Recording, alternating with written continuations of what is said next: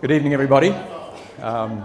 Those of you who don't know me, my name is John Mahoney, principal of law firm Minimise. Thank you, Mike.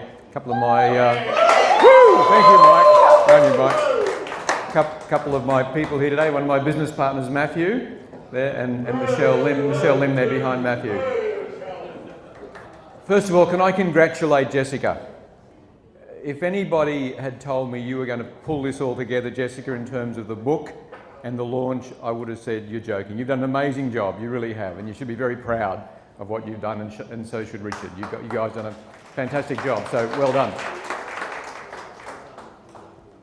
And I'm very pleased to partake in the book, and I'm very glad I did. Management rights.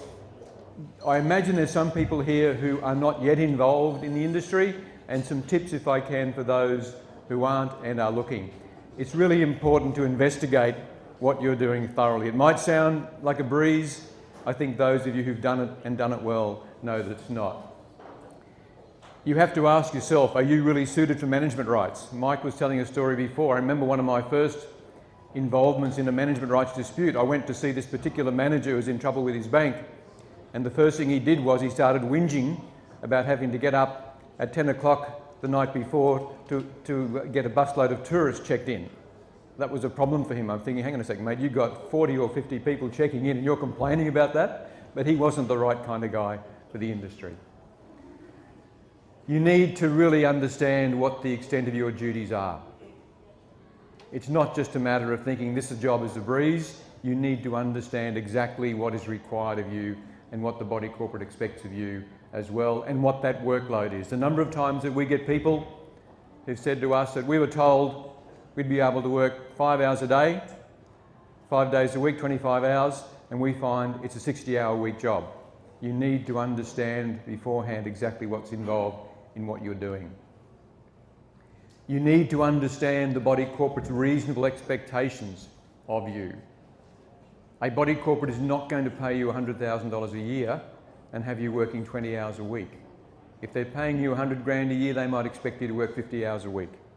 You have to understand that you don't get paid to do nothing. You'll have the owners expecting you to provide a reasonable workload for what they pay you. You need to make sure that the profit that the seller has represented is accurate and is sustainable. Sometimes you're better off not buying the best performing building because it's hard to maintain that performance. You get a great operator who has taken the building from here to there, and that's as far as it can go. You have to make sure that you can sustain that level of income. You need to assess whether there's been any actual loss of units from your pool or any potential loss of units from the pool. Is it the kind of complex that lends itself to lots of owner-occupiers? If it is, you might see your rental pool start to come down. So assess that, make your own judgment of that, and base your offer price accordingly. I talked there about the quality of the current manager. The quality of the current manager can represent an opportunity or a threat.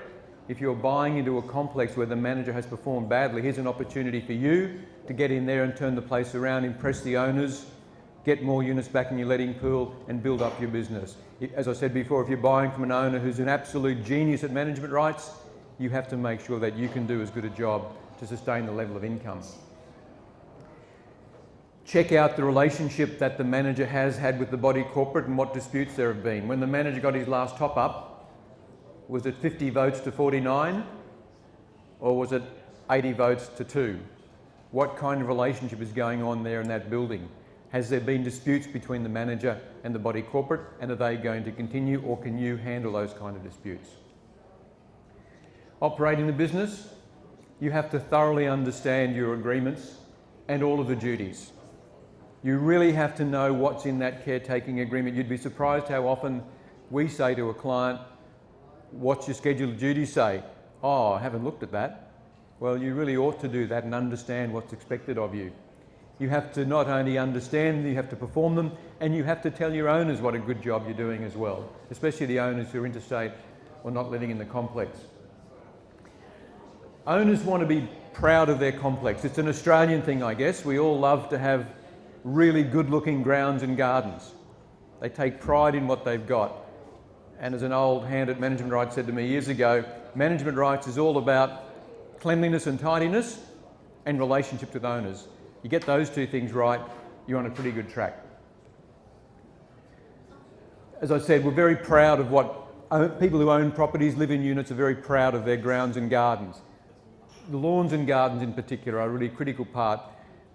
If you get that right, you go a long way to getting the whole thing right. We encourage our managers to have regular walkarounds with their committee representative. So once a week, once every 2 weeks, once every 3 weeks, whatever it might be, make sure that you and your committee rep walk around the complex. They can point out the things that they want you to do or not want you to do. And if you do that, no one can complain. They certainly can't point the finger at you for not doing it if you've done that walk around with them that regularly. Don't approach this business on the basis of how can I get in there, do less and make more money. If you go to your lawyer to do a job for you, do you expect them to say, how can I do the least amount possible but charge the most? If that's the attitude that your lawyer has, you're going to sack him pretty quickly. If that's the attitude that a manager has, how can I do less but get paid more, then expect to have problems. It's not the way it works.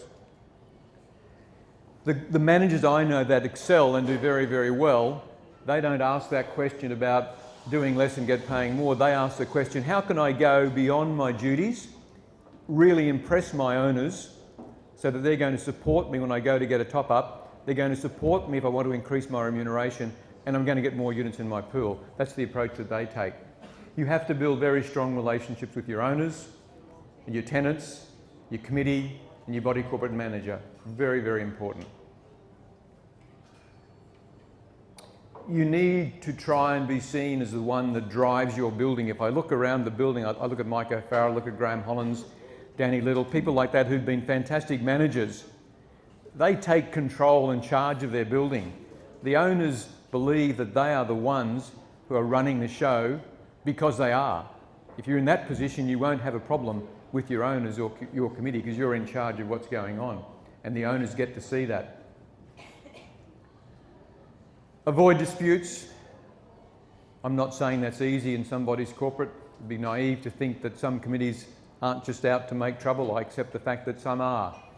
But if you're doing what's expected of you, and your owners know that, and you don't give the committee a reason to breach you or find fault with what you're doing, then you shouldn't have a problem.